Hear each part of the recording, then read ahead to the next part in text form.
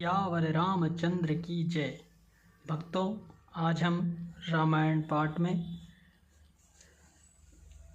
मास प्राण छठे विश्राम से आगे पढ़ेंगे।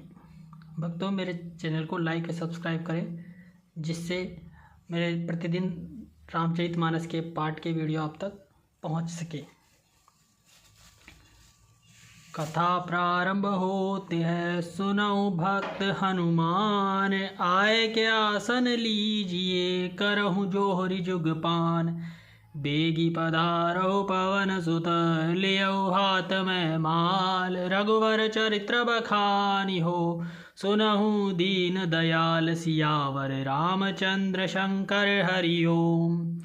मंगल भवन अमंगल हारी, द्रवहु सुदशरथ अजिर बिहारी। दीन दयाल विरधु संभारी, हरो नाथ मम संकट भारी। श्री राम जय राम जय जय राम, श्री राम जय राम जय जय राम। पराये धन और पराई स्त्री पर मन चलाने वाले दुष्ट, चोर और जुआरी बहुत बढ़ गए। लोग माता पिता और देवताओं को नहीं मानते थे और साधुओं की सेवा करना तो दूर रहा, उल्टे उनसे सेवा करवाते थे। श्री शिव जी कहते हैं कि हे भवानी, जिसके ऐसे आचरण हैं उन सब प्राणियों को राक्षसी समझना। इस प्रकार धर्म के प्रति लोगों की अतिशय गलानीय रुचि, अनास्था देखकर पृथ्वी अत्यंत भयभीत और व्याकुल हो गई। वे सोचने लगे कि पर्वतों, नदियों और समुद्रों का बोझ मुझे इतना भारी नहीं जान पड़ता, जितना भारी मुझे एक परद्रोही दूसरों का अनिष्ट करने वाला लगता है। पृथ्वी सारे धर्मों को विपरीत देख रही है, पर रावण से भयभीत हुई वह कुछ बोल नहीं सकती। अंत में हृदय में सोच विचार कर गो का रूप धारण कर धरती वहाँ गई जहाँ सब देवता और मुनि छिपे थे। पृथ्वी ने रोकर उनको अपना दुख सुनाया, पर किसी से कुछ काम न बना। तब देवता, मुनि और गंधर्व सब मिलकर ब्रह्मा जी के लोक सत्यलोक को गए। भय और शोक से अत्यंत व्याकुल बेचारी पृथ्वी भी गो का शरीर धारण किए हुए उनके साथ थी। ब्रह्मा जी सब जान गए और उन्होंने मन में अनुमान किया कि इसमें मेरा कुछ भी वश नहीं चलने का। तब उन्होंने पृथ्वी से कहा कि जिसकी तू दासी है वही अविनाशी हमारा और तुम्हारा दोनों का सहायक है। ब्रह्मा जी ने कहा, हे धरती, मन में धीरज धारण करके श्री हरि के चरणों का स्मरण करो। प्रभु अपने दासों की पीड़ा को जानते हैं, ये तुम्हारी कठिन विपत्ति का नाश करेंगे। सब देवता बैठकर विचार करने लगे कि प्रभु को कहाँ पावें ताकि उनके सामने पुकार फरियाद करें। कोई वैकुंठपुरी जाने को कहता है और कोई कहता था कि वही प्रभु श्री समुद्र में निवास करते हैं। जिसके हृदय में जैसी भक्ति और प्रीति होती है, प्रभु वहाँ उसके लिए सदा उसी रीति से प्रकट होते हैं। हे पार्वती, उस समाज में मैं भी था। अवसर पाकर मैंने एक बात कही, मैं तो यह जानता हूँ कि भगवान सब जगह समान रूप से व्यापक हैं। प्रेम से वे प्रकट हो जाते हैं। देश काल दिशा विदिशा में बताओ ऐसी जगह कहाँ है जहाँ प्रभु न हो। वे चराचर में व्याप्त होते हुए भी सबसे रहित हैं और विरक्त हैं। उनकी कहीं आसक्ति नहीं है। वे प्रेम से प्रकट होते हैं और जैसे अग्नि अव्यक्त रूप से सर्वत्र व्याप्त हैं, परंतु जहाँ उसके लिए अरणि मंथादि साधन किए जाते हैं वहाँ वे प्रकट होती हैं। इसी प्रकार सर्वत्र व्याप्त भगवान श्री प्रेम से प्रकट होते हैं। मेरी बात सबको प्रिय लगी। ब्रह्मा जी ने साधु साधु कहकर बड़ाई की। मेरी बात सुनकर ब्रह्मा जी के मन में बड़ा हर्ष हुआ। उनका तन पुलकित हो गया और नेत्रों से प्रेम के आंसू बहने लगे। तब वे धीर बुद्धि ब्रह्मा जी सावधान होकर हाथ जोड़कर स्तुति करने लगे। हे देवताओं के स्वामी, सेवकों को सुख देने वाले, शरणागतों की रक्षा करने वाले भगवान, आपकी जय हो, जय हो। हे गो ब्राह्मणों का हित करने वाले, असुरों का विनाश करने वाले, समुद्र की कन्या श्री लक्ष्मी जी के प्रिय स्वामी, आपकी जय हो। हे देवता और पृथ्वी का पालन करने वाले, आपकी लीला अद्भुत है, उसका भेद कोई नहीं जानता। ऐसे जो स्वभाव से ही कृपालु और दीन दयालु है, वे ही हम पर कृपा करें। हे अविनाशी, सबके हृदय में निवास करने वाले, अंतर्यामी, सर्वव्यापक, परम आनंद स्वरूप, अज्ञेय, इंद्रियों से परे, पवित्र चरित्र, माया से रहित मुकुंद, मोक्षदाता, आपकी जय हो, जय हो। इस लोक और परलोक को सब भोगों से विरक्त और मोह से सर्वथा छूटे हुए ज्ञानी मुनिवृंद भी अत्यंत अनुरागी प्रेमी बनकर जिनका रात दिन ध्यान करते हैं और जिनके गुणों के समूह का गान करते हैं, उन सच्चिदानंद की जय हो। जिन्होंने बिना किसी दूसरे संगी अथवा सहायक के अकेले ही या स्वयं अपने को त्रिगुण रूप ब्रह्मा विष्णु शिव रूप बनाकर अथवा बिना किसी उपादान कारण के अर्थात स्वयं ही सृष्टि का अभिन्न निमित्तोपादान कारण बनकर 3 प्रकार की सृष्टि उत्पन्न की, वे पापों का नाश करने वाले भगवान हमारी सुधीले। हम न भक्ति जानते हैं न पूजा, जो संसार के जन्म मृत्यु के भय का नाश करने वाले, मुनियों के मन को आनंद देने वाले और विपत्तियों के समूह को नष्ट करने वाले हैं। हम सब देवताओं के समूह मन वचन और कर्म से चतुराई करने की बान छोड़कर उन भगवान की शरण आए हैं। सरस्वती, वेद, शेष जी और संपूर्ण ऋषि कोई भी जिनको नहीं जानते, जिन्हें दीन प्रिय हैं, ऐसा वेद पुकार कर कहते हैं, वे ही श्री भगवान हम पर दया करें। इस संसार रूपी समुद्र के मंथन के लिए मंद्राचल रूप सब प्रकार से सुंदर गुणों के धाम और सुखों की राशिनाथ, आपके चरण कमलों में मुनि सिद्ध और सारे देवता भय से अत्यंत व्याकुल होकर नमस्कार करते हैं।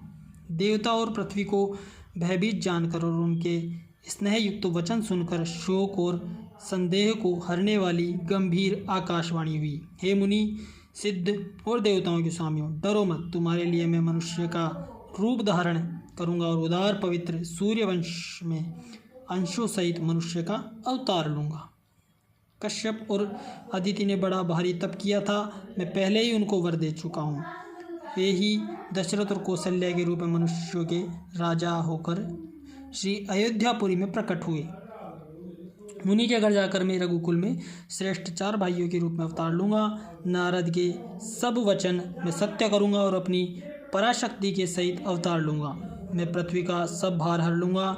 हे देववृंद, तुम निर्भय हो जाओ। आकाश में ब्रह्मा भगवान की वाणी को कानों से सुनकर देवता तुरंत लौट गए, उनका हृदय शीतल हो गया। तब ब्रह्मा जी ने पृथ्वी को समझाया, वह भी निर्भय हुई और उसके जी में भरोसा ढांढस आ गया। देवताओं को यही सिखाकर कि वानरों का शरीर धर धर कर तुम लोग पृथ्वी पर जाकर भगवान के चरणों की सेवा करो, ब्रह्मा जी अपने लोक को चले गए। सब देवता अपने अपने लोकों को गए। पृथ्वी सहित सबके मन को शांति मिली। ब्रह्मा जी ने कुछ आज्ञा दी, उससे देवता बहुत प्रसन्न हुए और उन्होंने वैसा करने में देर नहीं की। पृथ्वी पर उन्होंने वानर देह धारण की। उनमें अपार बल और प्रताप था। सभी शूरवीर थे। पर्वत, वृक्ष और नख ही उनके शास्त्र थे। वे धीर बुद्धि वाले वानर रूप देवता भगवान के आने की राह देखने लगे। वे वानर पर्वतों और जंगलों में जहाँ तहाँ अपनी सुंदर सेना बनाकर भरपूर छा गए। यह सब सुंदर चरित्र मैंने कहा। अब वह चरित्र सुनो जिसे बीच ही में छोड़ दिया था। अवधपुरी में रघुकुल शिरोमणि दशरथ नाम के राजा हुए, जिनका नाम वेदों में विख्यात है। वे धर्म धुरंधर, गुणों के भंडार और ज्ञानी थे। उनके हृदय में शंख धनुष धारण करने वाले भगवान की भक्ति थी और उनकी बुद्धि भी उन्हीं में लगी रहती थी। उनकी कौशल्या आदि प्रिय रानियाँ सभी पवित्र आचरण वाली थी। वे बड़ी विनीत और पति के अनुकूल चलने वाली थी और श्री हरि के चरण कमलों में उनका दृढ़ प्रेम था। एक बार राजा के मन में बड़ी गलियानी हुई कि मेरे पुत्र नहीं है। राजा तुरंत ही गुरु के घर चले गए और चरणों में प्रणाम कर बहुत विनय की। राजा ने अपना सारा दुख सुख गुरु को सुनाया। गुरु वशिष्ठ जी ने उन्हें बहुत प्रकार से समझाया और कहा, धीरज धरो, तुम्हारे 4 पुत्र होंगे जो तीनों लोकों में प्रसिद्ध और भक्तों के भय को हरने वाले होंगे। वशिष्ठ जी ने श्री श्रृंगी ऋषि को बुलवाया और उनसे शुभ पुत्र कामेष्टि यज्ञ कराया। मुनि के भक्ति सहित आहुतियाँ देने पर अग्निदेव हाथ में चरु हविष्यान खीर लिए प्रकट हुए और दशरथ से बोले, वशिष्ठ ने हृदय में जो कुछ विचारा था तुम्हारा वह सब काम सिद्ध हो गया है। हे राजन, अब तुम जाकर इस हविष्यान पायस को जिसको जैसा उचित हो वैसा भाग बनाकर बांट दो। तदंतर अग्निदेव सारी सभा को समझाकर अंतर्धान हो गए। राजा परमानंद में मगन हो गए, उनके हृदय में हर्ष समाता न था। उसी समय राजा ने अपनी प्यारी पत्नियों को बुलाया। कौशल्या आदि सभी रानियों को वहां चली आई। राजा ने पायस का आधा भाग कौशल्या को दिया और शेष आधे के 2 भाग किए। वे उनमें से एक भाग राजा ने केकई को दिया और जो शेष बचा रहा उसके फिर 2 भाग हुए और राजा ने उनको कौशल्या और केकई के हाथ पर रखकर अर्थात उनकी अनुमति लेकर और इस प्रकार उनका मन प्रसन्न करके सुमित्रा को दिया। इस प्रकार सब स्त्रियां गर्भवती हुई। वे हृदय में बहुत हर्षित हुई, उन्हें बड़ा सुख मिला। जिस दिन से श्रीहरि लीला से ही गर्भ में आए, सब लोगों में सुख और संपत्ति छा गई। शोभाशील और तेज की खान बनी हुई सब रानियां महल में सुशोभित हुई। इस प्रकार कुछ समय सुखपूर्वक बीता और वह अवसर आ गया जिसमें प्रभु को प्रकट होना था। योग, लग्न, ग्रह, वार और तिथि सभी अनुकूल हो गए। जड़ और चेतन सब हर्ष से भर गए क्योंकि श्री राम का जन्म सुख का मूल है।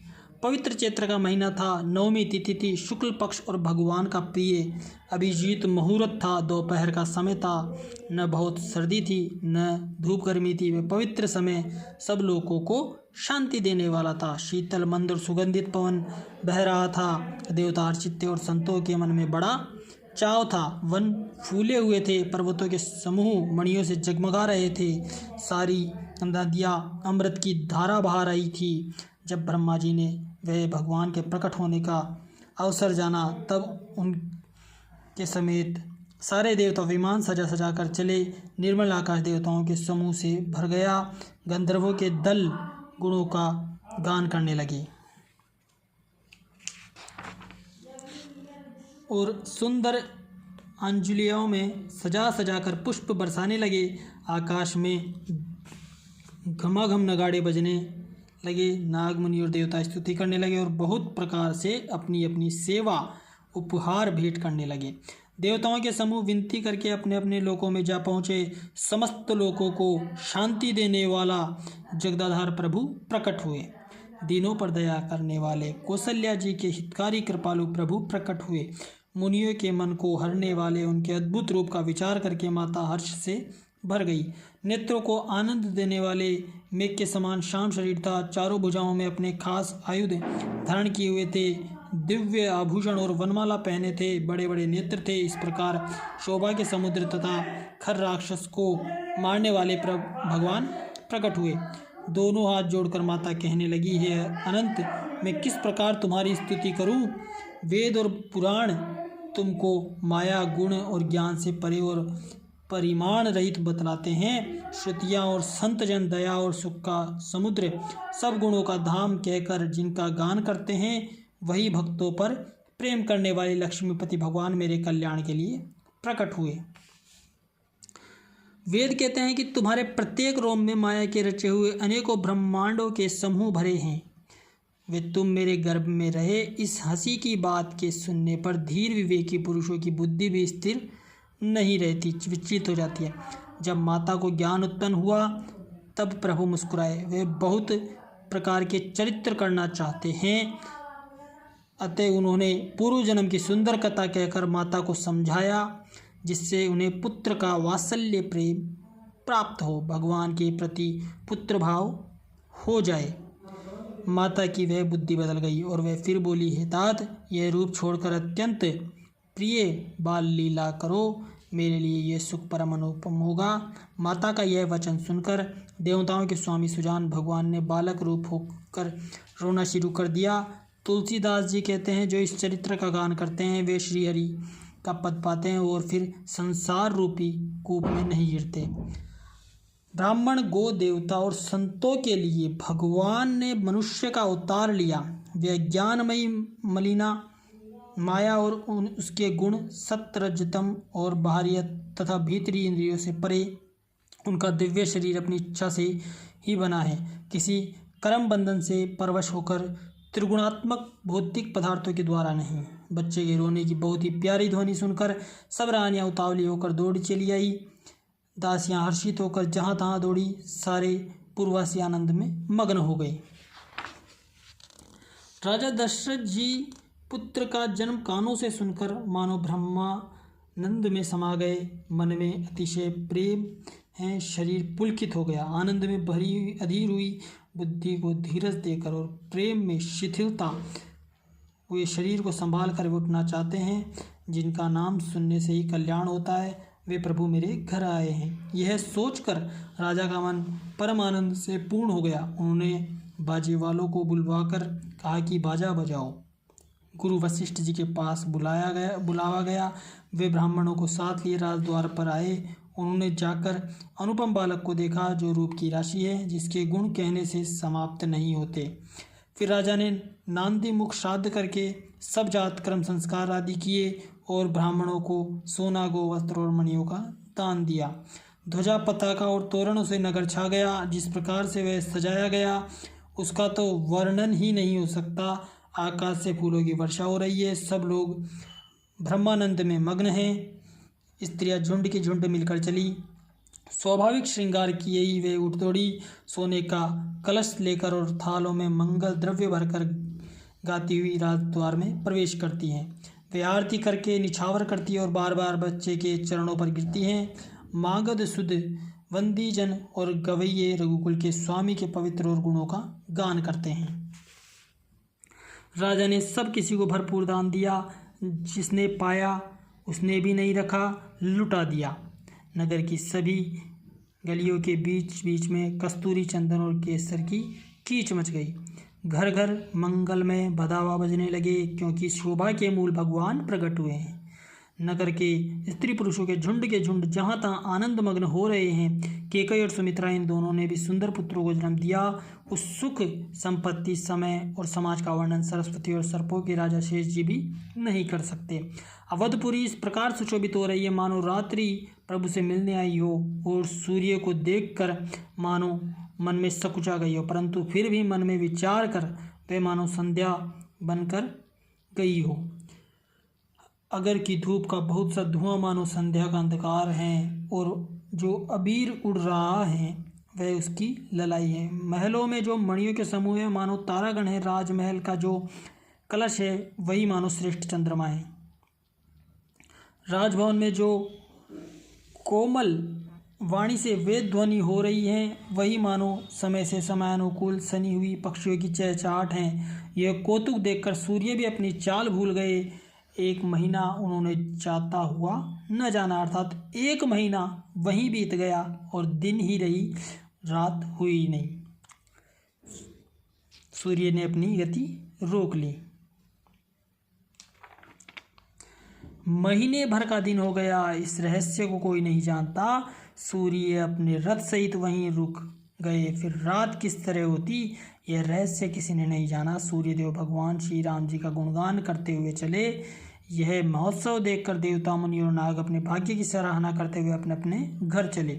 हे पार्वती, तुम्हारी बुद्धि श्री राम जी के चरणों में बहुत दृढ़ है, इसलिए मैं और भी अपनी एक चोरी छिपावे की बात कहता हूँ, सुनो। कागभुषुंडी और मैं दोनों वहाँ साथ साथ थे, परंतु मनुष्य रूप में होने के कारण हमें कोई जान न सका। परम आनंद और प्रेम के सुख में फूले हुए हम दोनों मग्न मन से मस्त हुए गलियों में तन मन की सुधि भूले हुए फिरते थे, परंतु यह शुभ चरित्र वही जान सकता है जिस पर श्री राम जी की कृपा हो। उस अवसर पर जो जिस प्रकार आया और जिसके मन में जो अच्छा लगा, राजा ने उसे वही दिया। हाथी, घोड़े, रथ, सोना, गौएं, हीरे और भांति भांति के वस्त्र राजा ने दिए। राजा ने सबके मन को संतुष्ट किया। इसी से सब लोग जहाँ तहाँ आशीर्वाद दे रहे थे।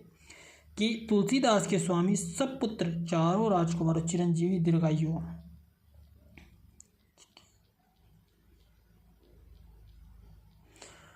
इस प्रकार कुछ दिन बीत गए। दिन और रात जाते हुए जान नहीं पड़ते। तब नामकरण संस्कार का समय जानकर राजा ने ज्ञानी मुनि वशिष्ठ जी को बुला भेजा। मुनि की पूजा करके राजा ने कहा, हे मुनि, आपने मन में जो विचार रखे हों वह नाम रखिए। मुनि ने कहा, हे राजन, इनके अनेक अनुपम नाम हैं, फिर भी मैं अपनी बुद्धि के अनुसार कहूँगा। ये जो आनंद के समुद्र और सुख की राशि हैं, जिस आनंद सिंधु के एक कण से तीनों लोग सुखी होते हैं, उन आपके सबसे बड़े पुत्र का नाम राम है, जो सुखों का भवन और संपूर्ण लोगों को शांति देने वाला है। जो संसार का भरण पोषण करते हैं, उन आपके दूसरे पुत्र का नाम भरत होगा, जिनके स्मरण मात्र से शत्रु का नाश होता है। उनका वेद में प्रसिद्ध शत्रुघ्न नाम है। जो शुभ लक्षणों के धाम श्री राम के प्यारे और सारे जगत के आधार है, गुरु वशिष्ठ ने उनका लक्ष्मण ऐसा श्रेष्ठ नाम रखा।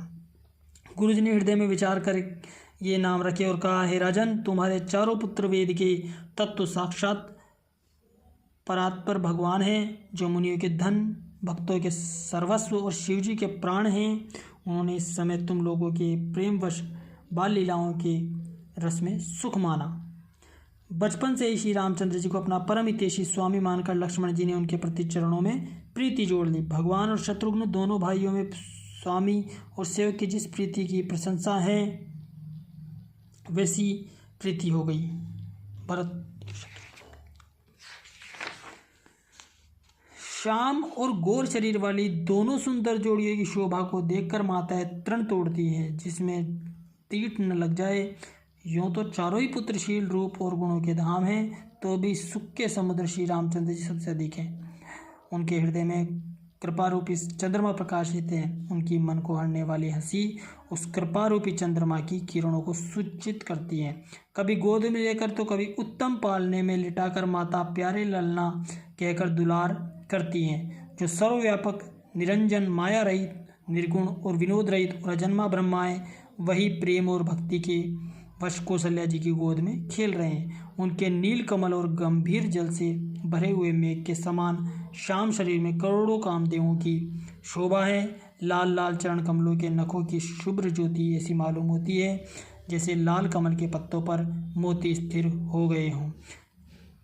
चरण ताल में वज्र ध्वजा और असंख्य चिन्ह शोभित है। नुपुर पैजनी की ध्वनि सुनकर मुनियों का भी मन मोहित हो जाता है। कबर में करधनी और पेट पर 3 रेखाएं त्रिवली हैं। नाभि की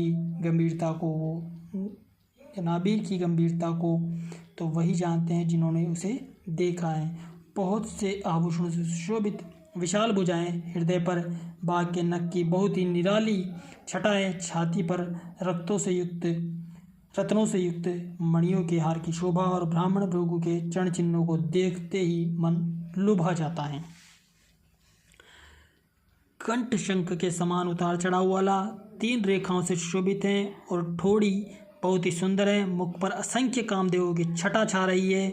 2 सुंदर दंतुलियां हैं, लाल लाल होठ हैं और नासिका और तिलक के सौंदर्य का तो वर्णन ही कौन कर सकता है। सुंदर कान और बहुत ही सुंदर गाल हैं। मधुर तोतले शब्द बहुत ही प्यारे लगते हैं। जन्म के समय से रखे हुए चिकने और घुंघराले बाल हैं, जिनको माता ने बहुत प्रकार से बनाकर संवारा है।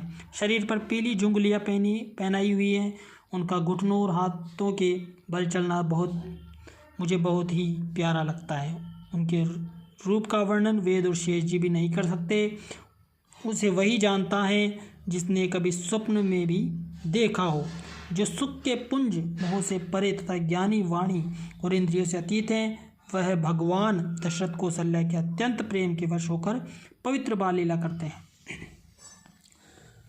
मंगल भवन अमंगल हारी, द्रवहु सुदशरथ अजिर बिहारी, दीन दयाल विरधु संभारी, हरो नाथ मम संकट भारी। भक्तों, आगे की कथा हम कल करेंगे। कथा विसर्जन होत है, सुनो भक्त हनुमान, राम लखन मां जानकी, सदा करो कल्याण। सियावर रामचंद्र की जय।